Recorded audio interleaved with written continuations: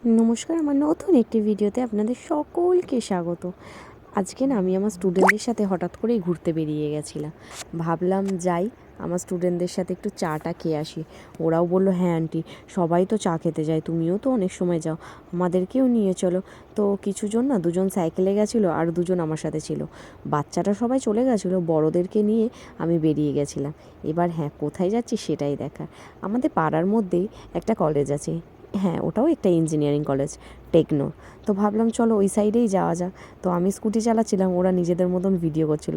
আর এই দেখো সামনে দুজন সাইকেলে যাচ্ছিলো, এই নিয়ে খুব হাসাহাসিও করছিল ওরা নিজেদের মধ্যে।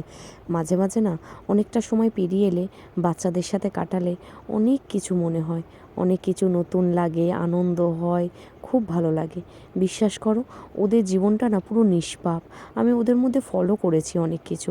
ওদের মধ্যে যখন ঝগড়া হয়, ওরা আবার ঝগড়া করার পর 2 মিনিট পরে বলে, এই এটা খেতে দে না, এই ওটা দে না, এই পেন্সিলটা দে না।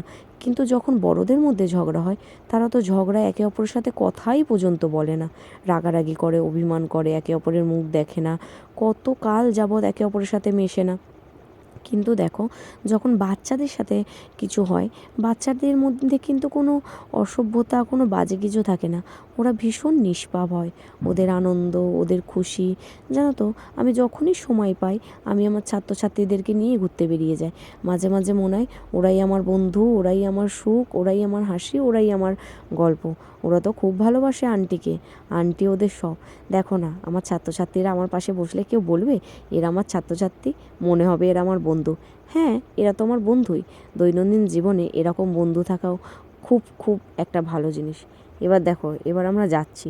হ্যাঁ, এবার কোথায় যাচ্ছি সেটাই দেখার। আমরা বললাম না, ওই একটা কলেজের সামনে যাচ্ছিলাম, ভাবলাম হ্যাঁ ওখানে গিয়ে একটু খাওয়া দাওয়া করি। এবার কিছুটা গিয়ে দেখছি যে না, আমাদের এই চায়ের দোকানটা পছন্দ হয়নি। তখন আমরা অন্য দিকে যাচ্ছিলাম, আবার গাড়ি ঘোরালাম, ঘুরিয়ে নিজেদের মতন যাচ্ছিলাম। তো শুধু তো আর চা খাওয়ালে হয় না, ওদেরকে এর সাথে আরও অনেক কিছুই খাবো ভাবলাম। আমি আবার বললাম যে ফুচকা খাওয়ার কথা। ওরা তখন বলছে যে না না, আজকে আর ফুচকা খাবো না, এরপরে আমরা পকোড়া খাবো। তারপরে কি, স্কুটিটা নিয়ে একটা চায়ের দোকানের সামনে এলাম, ওদেরকে ভাবলাম চা খাবো।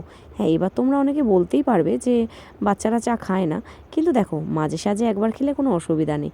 এই দেখো, ওদের 4জনকে বসিয়ে দিয়েছি ভাঁড়ে করে চা খাওয়ার জন্যে। আমি আর চাটা খেলাম না, জানো তো, ওদের দিয়ে একটু টেস্ট করলাম। ওরা আবার কি, আন্টি তুমি কিন্তু আমার থেকে খাও, খেয়ে দেখো কেমন হয়েছে। আমি বললাম যে না না, তোমরা খাও। আমি আবার জিজ্ঞেস করলাম কেমন হয়েছে চা, বলছে খুব ভালো, খুব দারুণ হয়েছে। মাঝে মাঝেই না ওদের সাথে এখানে ওখানে বেরিয়ে যায়, ওরাও খুব খুশি অনুভব করে। আর কি, ওদের সাথে কাটালে আমারও সময়টা খুব ভালোই যায়। কখন যে পড়াতে পড়াতে সময় কেটে যায় বুঝতেই পারি না। তোমরা কে কে কার স্টুডেন্টদের সাথে এরকমভাবে বেরো, এটা আমাকে জানাতে ভুলো না কিন্তু।